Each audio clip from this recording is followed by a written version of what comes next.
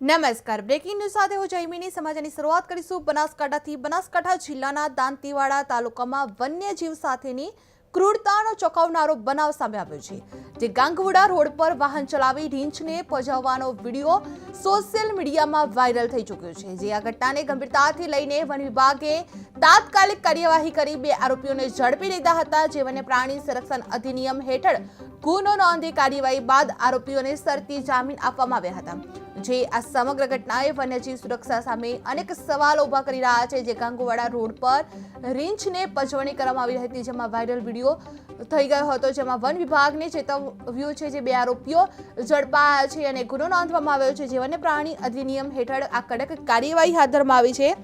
જે આરોપીઓને અદાલત તરફથી શરતી જામીન મૂકવામાં આવ્યા છે, જે હેઠળ કડક કાર્યવાહી હાથ ધરવામાં આવી છે। જે રીંછને પજવણીનો સોશિયલ મીડિયામાં વિડીયો વાયરલ થઈ ચૂક્યો છે। જે વન્ય પ્રાણી સંરક્ષણ અધિનિયમ હેઠળ ગુનો નોંધી કાર્યવાહી બાદ આરોપીઓને શરતી જામીન આપવામાં આવી રહ્યા છે। જે આ સમગ્ર ઘટનાએ વન્યજીવ સુરક્ષા સામે અનેક સવાલો ઉભા કરી રહ્યા છે। જે ગાંગુવાડા રોડ પર રીંછને પજવણી કરતો વિડીયો સોશિયલ મીડિયામાં વાયરલ થઈ ચૂક્યો છે। જે વન વિભાગને ચેતવણી આપવામાં આવી છે।